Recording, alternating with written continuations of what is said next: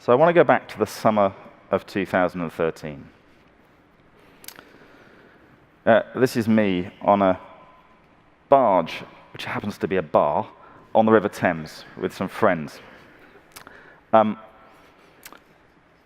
We have Deborah and Lara from the Department of Work and Pensions, which is the major welfare department in the UK.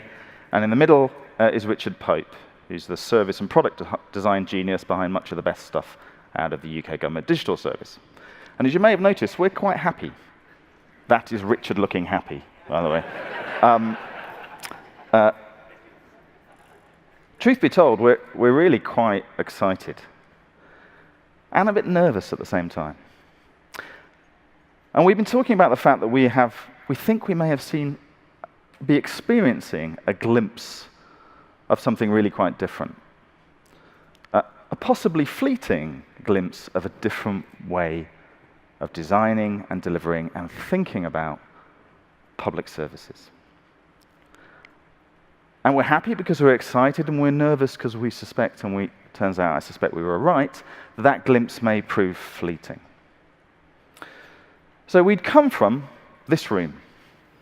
This is Nancy, who's happy as well. I'll explain why later. She's holding Waffle the pig. He's not important.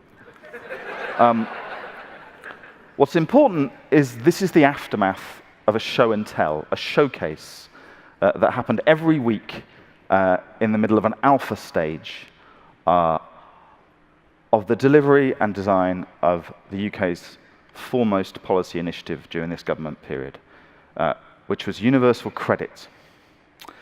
And universal credit was a radical reimagination, a radical simplification of the welfare state in the UK for working age people. The most radical simplification since 1947, when the welfare state was set up. It sought to replace 6 working age benefits with a single dynamic benefit that adapted to your circumstances. If you earned more money, you got less welfare. If you had kids, it adapted. Safe to assume it hadn't necessarily gone well in the first 3 years, to the point that government had decided to start again. Hadn't told anybody this, but that's what had happened. And it had doubled down on digital when it had started again. And this is the team that was restarting universal credit in the summer of 2013 at work. They're working digitally. Now, what does that mean? This is what I think it means. It means applying the culture, practices, processes, and technologies of the internet era to respond to raised expectations.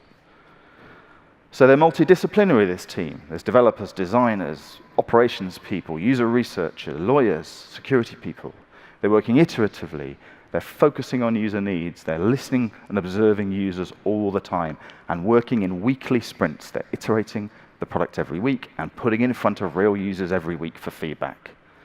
So they've changed the front page this week because they realize unless they put how much money they're going to pay and when they're going to pay it on the first page, a welfare claimant's just not going to be interested in anything else. Operationally, they're working out how do we test this service with a tiny number of people so we can really test it in the real world. So this is the few streets in South London, in Sutton, where they tested it on 100 people, representing a diverse range of claimant types. But truth be told, there were quite a few bits of government working this way at this point in time in the UK. There's probably another dozen. What's different about this room is what they're also doing. Yep, they're iterating the service design and the operating model. So how do we operate this? What's the service design like? They're doing that weekly. But there's also policy people in this room. And partly because universal credit had been and was in such a crisis, the policy people were really up for challenging themselves. And they're asking themselves, well, look, they're iterating service design and operations weekly based on feedback. Why don't we do that for the detail of our policy? Because previously, policy for universal credit had literally looked like this. This is part 2 of 2. Okay? And as one of the policy people who was in that room said to me, I think I'm realizing, Tom, that is 600 pages of untested assumptions. And maybe we ought to put it in the corner quietly and forget about it for a little bit. Okay. Maybe we ought to include policy, the detail of policy, not the high-level policy, not the desire to have a single dynamic benefit. That's the high-level policy, but pretty much all the other detail about the design of the rules around it. Let's include that in this process.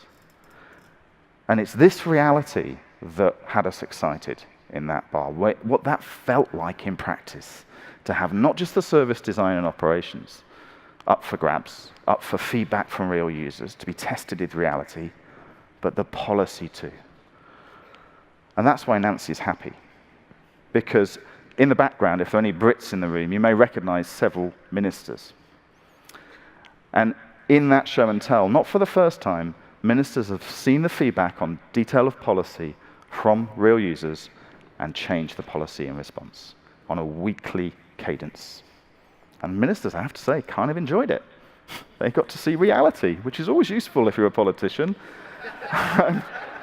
And Nancy's delighted because she has been desperately concerned. She spent 30 years, a long time of her career, really at the front line of dealing with welfare claimants. She'd been very worried about a couple of aspects of policy, the reality of what they would mean to people's lives. And she's seen a minister be presented with evidence of how users would respond to that policy and change their mind.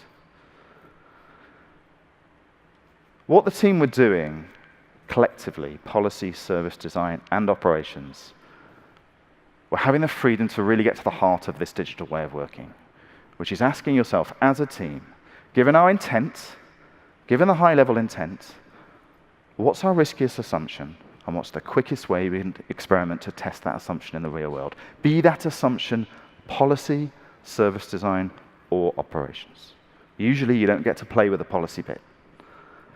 Having policy in the room and running on that basis was incredibly exciting. You may recognize this as lean startup thinking. It's a lean startup mindset. You might even call it lean policymaking. And now I'm obliged at the end of these talks to give a rousing call to action. That's the rules. So this is my rousing call to action. We should be pitching lean policymaking, not just service design, iterative operational modeling, but lean policymaking. But I'm not naive enough to think you'll get an audience in the organizations you're working in.